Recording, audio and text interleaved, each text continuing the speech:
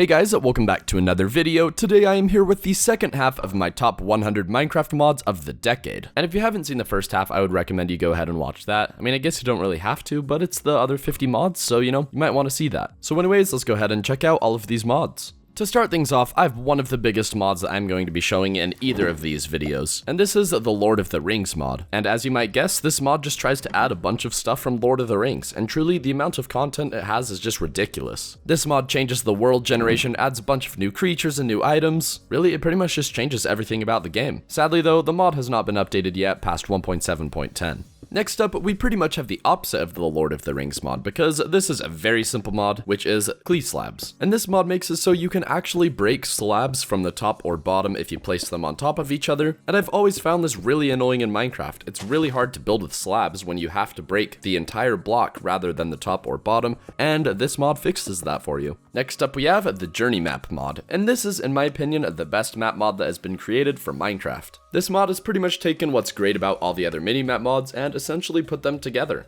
Next up, we have the Just Enough Items mod, and this is probably the most important mod you're gonna have if you're gonna be playing a Minecraft mod pack. Honestly, playing a huge mod pack without this mod will probably be more painful than sticking your hand in a blender, because you're not going to know how to make anything. This mod allows you to find the recipe for pretty much any block in the game without having to Google all of them, so really it's just a very important mod to have installed.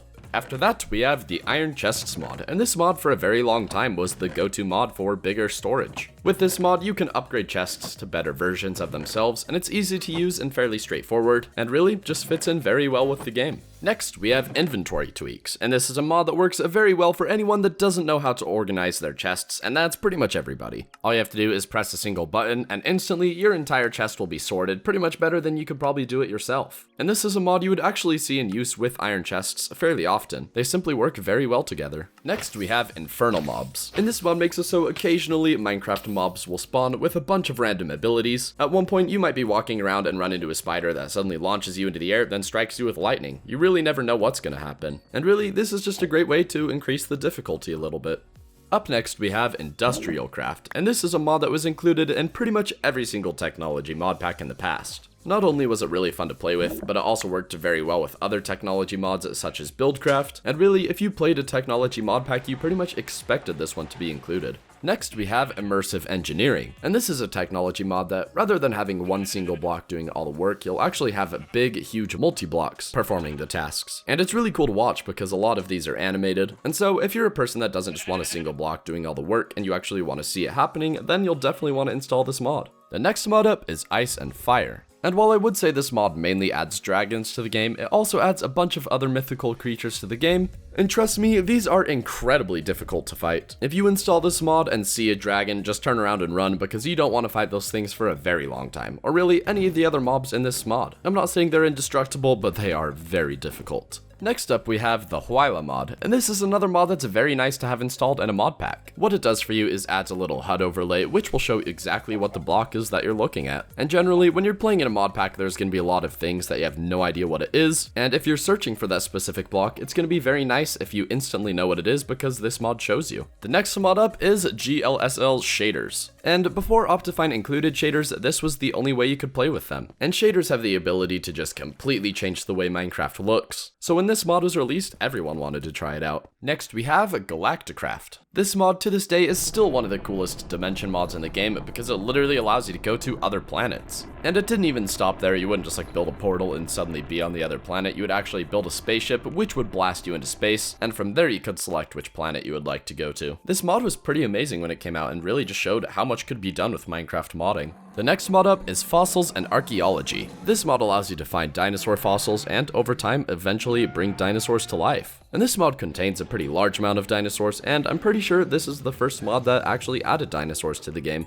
Next, we have the Flans mod. And this mod allows you to add a huge variety of content packs to the game, and all of these content packs are very unique. For example, you can get completely World War II themed vehicles and weaponry, you can get completely modern equipment. There's simply a huge selection of what you can add, and even after all this time, this mod just might be the best of what it does. After that, we have first person render, and this mod simply allows you to see yourself in first person. It's just a really cool effect, and honestly makes playing first person a bit more interesting. Next up, we have extra BiomesXL, and this mod was Biomes Plenty before Biomes of Plenty. It was essentially the original mod that added new biomes to the game, and this is probably the mod that inspired most of the other biome mobs you can find. Next up, we have Extra Utilities, and this mod just adds a bunch of very helpful blocks to the game. It doesn't really cover anything in particular and actually just covers many parts of the game. After that, we have the Equivalent Exchange mod, and this mod allowed you to build some pretty crazy contraptions and essentially turn one block into another, and you could really get very creative with this mod. People would manage to build some very interesting generators that would, for example, turn a bunch of grass into a few diamonds. Next, we have the Epic Siege mod, and this makes it so all the mobs in your game are far more dangerous than they were before. Skeletons will shoot at you from much farther away, creepers can randomly spawn in charged, and zombies can build up or tunnel through the ground just to reach you. Pretty much every mob has some kind of ability like this, and overall it makes the game far more challenging.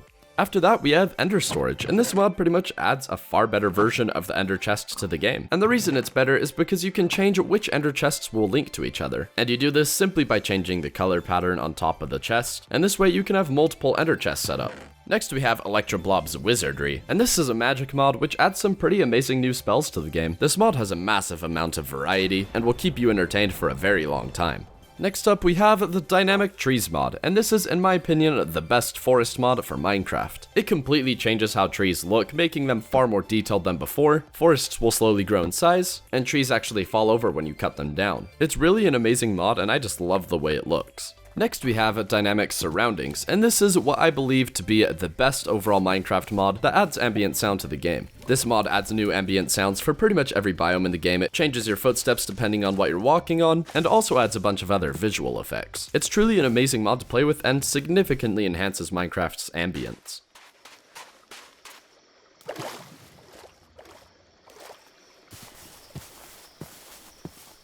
Next up we have the Dimensional Doors mod, and this mod randomly spawns doors into your world, which when you open and walk through will bring you into a practically endless dimension full of mazes and new rooms to explore. You can easily get lost in here, so make sure you're pretty careful when you're exploring. And with this mod you can also build your own dimensional doors, which essentially give you a little pocket space to build in. Damage Indicators is the next mod up, and as far as I can remember, this is the first mod that added a damage indicator to the game. And in case you don't know what that is, this is a mod that makes it so whenever you look at a creature, it'll show you how much health it has, and this can be a very useful mod. This is another mod that was included in most mod packs back in the day, and since then it's inspired a lot of mods. After that we have Cubic Chunks, and this mod increases both the height and depth limit to pretty much infinity. I was pretty surprised that a mod like this is even possible, and it's really cool to just play with and actually see working. Next we have the ComputerCraft mod, and this mod adds computers to the game, which you can have perform an absolutely ridiculous amount of tasks. You can either write your own programs for them, or find some pre-made ones online, and because you're giving these computers very specific instructions, the amount of possibilities you can have with this is just ridiculous.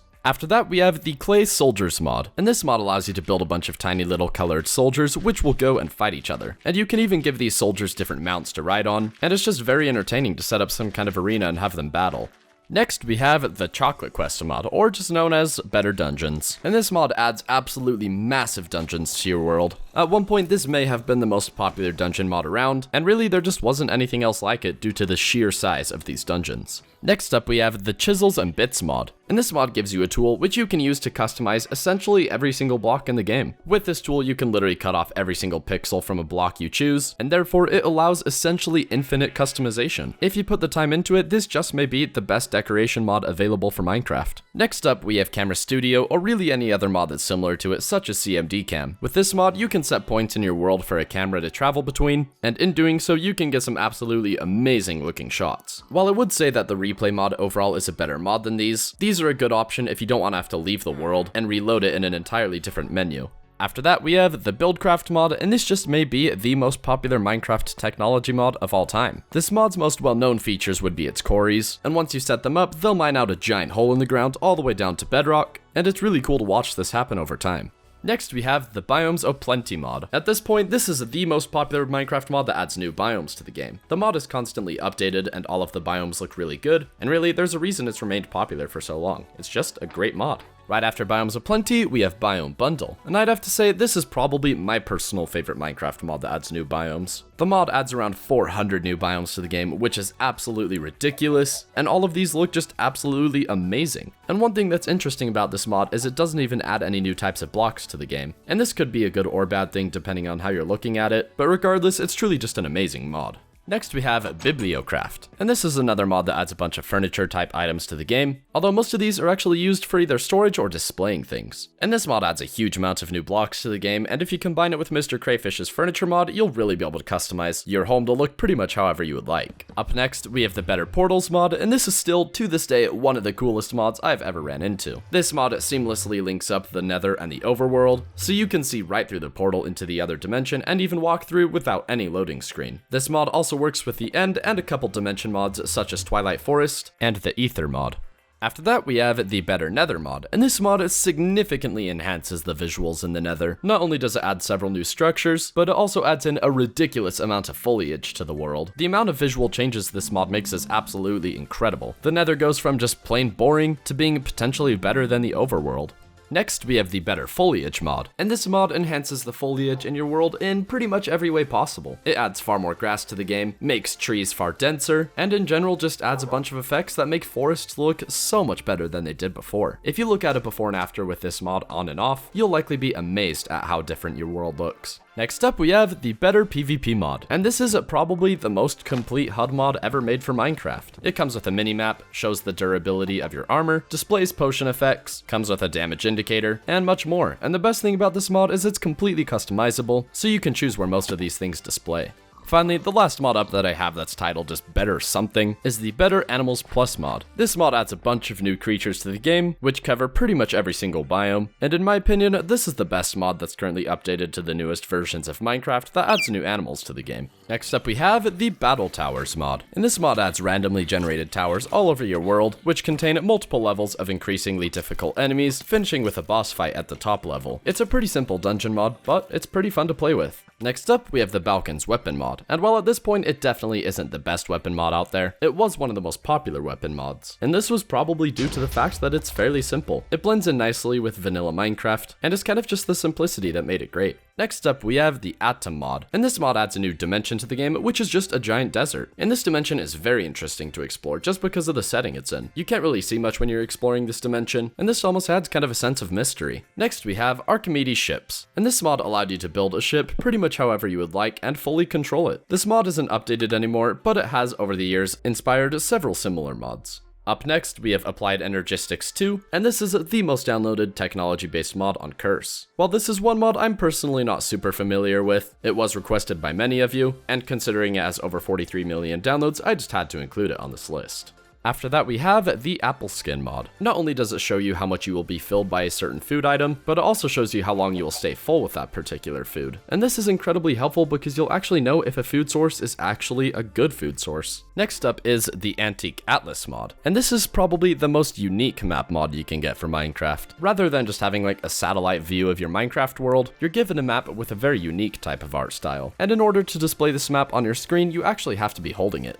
Nearing the end, we have the Animania mod, and this mod completely replaces all of the animals in Minecraft and adds a bunch of new ones. Most of these animals have a bunch of different variants, so they don't just all look the exact same, and there's also far more that you can do with them than just vanilla Minecraft animals. It's a pretty huge mod and significantly enhances the usefulness of mobs. Finally, the last mod I have on this entire list is the Ether mod, and this is quite possibly the most well-known Minecraft mod of all time. It was popular enough that when it first came around, people were trying to make Ether portals because they simply thought it was a part of the vanilla game, only to be very disappointed when it didn't work. This mod is so successful, in fact, that the creator was actually hired recently by Mojang, so we actually may be seeing something similar to the Ether in Minecraft in the future. Alright, that is the end of this very long 2-part video. And like I said in part 1, if there's a mod that I didn't include on this list, that doesn't even necessarily mean it shouldn't be in the top 100. There's a decent chance I've simply never heard of the mod before, especially if it's a mod that's not on Curse and is a bit harder to find. And really, there's so many good mods out there, there's just many that could have been included on this list. So if there's a mod out there that you think should have been included, go ahead and comment it below. And if you guys enjoyed this video, be sure to leave a like, comment, and subscribe, and until next time, thanks for watching.